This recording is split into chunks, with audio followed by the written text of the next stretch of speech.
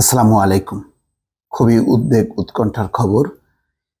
ফিলিস্তিনিদের রাফা থেকে সরিয়ে নিচ্ছে ইসরায়েল। যেই রাফা আক্রমণ না করার জন্য বা অভিযান না চালানোর জন্য মার্কিন যুক্তরাষ্ট্র সরাসরি বলেছে, পশ্চিমা বিশ্ব নিষেধ করেছে। এবং রাফাতে যদি এই মুহূর্তে অভিযান চালানো হয়, অনেকে আশঙ্কা করছে সেটির ভয়াবহতা গাজার থেকেও বেশি হবে। কেননা যখন কি গাজার অভিযান চালানো হয়, সেই গাজার উদ্বাস্তুদের একটি বড় অংশ তারা রাফাতে যে আশ্রয় নিয়েছে, তার সংখ্যা 10 লাখের বেশি।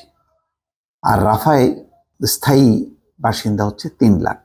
তাহলে 3 লাখের সাথে 10 লাখ এবং অনেকে মনে করছে 14 থেকে 15 লাখ ফিলিস্তিনি এই মুহূর্তে রাফাতে আছে। সেই রাফাতে অভিযান চালাতে চায় নেতানিয়াহু।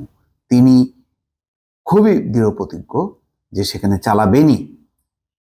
এবং এই রাফা অভিযান নিয়ে একটি ইউনিটের উপর নিষেধাজ্ঞা দেওয়া হয়েছে। ইসরায়েলে যাওয়া একটি অস্ত্রের চালান আটকে দেওয়া হয়েছে বলে খবরের প্রকাশ। মনে করা হচ্ছে রাফার বিরোধিতা করার জন্যই, অর্থাৎ রাফায় যাতে ইসরায়েল অভিযান চালাতে না পারে সেই জন্যই এই পদক্ষেপগুলো নেওয়া হচ্ছে। কিন্তু নেতানিয়াহু কোনোভাবেই শুনছে না। তার বিশ্বাস যে রাফাতে যদি অভিযান চালানো যায় তাহলে হামাসকে পুরোপুরি নির্মূল করা যাবে। তো হামাসকে নির্মূলের নামে গাজাতে অভিযান চালানো হয়েছিল। সেই গাজায় মারা গেছে বেসামরিক লোকজন, তার মধ্যে নারী এবং শিশুরাই ছিল বেশি। এবং সেই মৃত্যুর সংখ্যা 35,000 ছাড়িয়ে গেছে। এখন বলা হচ্ছে যে গাজায় আস্তে আস্তে রোগবালাই বিস্তার লাভ করছে। কেন? ধ্বংসস্তূপের নিচে হাজার হাজার মানুষ এখনো পড়ে আছে। শুধুমাত্র সরকারি হিসাবে 35,000 ছাড়িয়ে গেছে। আর নিখোঁজ যাদের সন্ধানই পাওয়া যায়নি তার সংখ্যাটা দ্বিগুণেরও বেশি, যারা ধ্বংসস্তূপের নিচে আছে, যারা তালিকাভুক্ত হয়নি। এরকম একটা পরিস্থিতির মধ্যে যদি রাফাতে অভিযান চালানো হয় তাহলে তার পরিণতি গাজার থেকেও বেশি হবে বলে আন্তর্জাতিক বিশেষজ্ঞদের আশঙ্কা। খবরে বলা হচ্ছে গাজার উত্তরাঞ্চল থেকে সাধারণ ফিলিস্তিনিদের সরানোর কার্যক্রম শুরু করেছে ইসরায়েল। প্রাথমিকভাবে সেখান থেকে অন্তত 1 লাখ ফিলিস্তিনিকে মধ্য গাজায় সরিয়ে নেওয়া হবে। কোথায় মধ্য গাজায়? সেই গাজায় কি অভিযান তারা বন্ধ করেছে? সেই মধ্য গাজায় কি বসবাসের উপযোগী, নাকি সবাইকে শরণার্থী উদ্বাস্তু বানানো হবে? বর্তমানে অঞ্চলটিতে প্রায় 12 থেকে 14 লাখ ফিলিস্তিনি অবস্থান করছে। মূলত রাফায় স্থল অভিযান শুরুর পরিকল্পনার অংশ হিসেবে তাদের সরিয়ে নেওয়া হচ্ছে।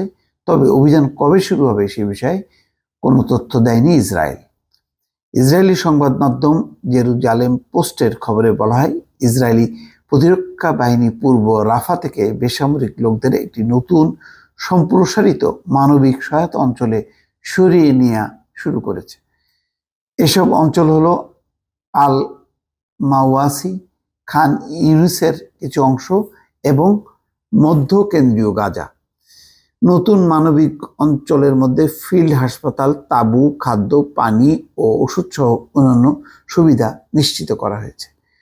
আইডিএফ আরও জানিয়েছে, রাফা থেকে ফিলিস্তিনিদের সরিয়ে নিতে আন্তর্জাতিক সংস্থাগুলোর সঙ্গে কাজ করে যাচ্ছে। এছাড়া গাজা উপত্যকায় আরও মানবিক ত্রাণ সহায়তা পৌঁছাতেও আন্তর্জাতিক সংস্থাগুলো কাজ করছে। রাফাবাসীকে সেখান থেকে গাজার মধ্যাঞ্চলে সরে যেতে আহ্বান জানিয়ে আজ সোমবার সকাল থেকে বিভিন্ন পোস্টার বিতরণ করেছে। স্থানীয়দের ফোন কল, টেক্সট, গণমাধ্যমে ঘোষণা দেওয়া সহ নানাভাবে রাফা থেকে সরে যাওয়ার আহ্বান জানানো হচ্ছে বলে জানিয়েছে আইডিএফ। বার্তা সংস্থা এপির প্রতিবেদন বলা হচ্ছে, আজ সোমবার ইসরায়েলি সেনাবাহিনী জানিয়েছে তারা পূর্ব রাফা থেকে প্রায় 1 লাখ মানুষকে সরিয়ে নিচ্ছে। আইডিএফ এর মুখপাত্র সংবাদ মাধ্যমকে বলেছেন, আনুমানিক 1 লাখ লোক প্রাথমিকভাবে সরিয়ে দেওয়া হচ্ছে। আইডিএফ এর মুখপাত্র ড্যানিয়েল হ্যাগারি বলেছেন, হামাসকে ধ্বংস করার জন্য আমাদের পরিকল্পনার অংশ হিসেবে এটি করা হচ্ছে। আমরা গতকাল রাফায় তাদের উপস্থিতি এবং তাদের অপারেশনাল সক্ষমতার একটি হিংসাত্মক নমুনা দেখতে পেরেছি। উল্লেখ্য, রাফা থেকে হামাসের হামলায় ইসরায়েলের অভ্যন্তরে অন্তত 3 সেনা নিহত ও 11 জন আহত হয়েছে। এই জন্য রাফাকে টার্গেট করা হচ্ছে বলে ইসরায়েল দাবি করছে। দর্শক, ভালো থাকবেন। আল্লাহ হাফেজ।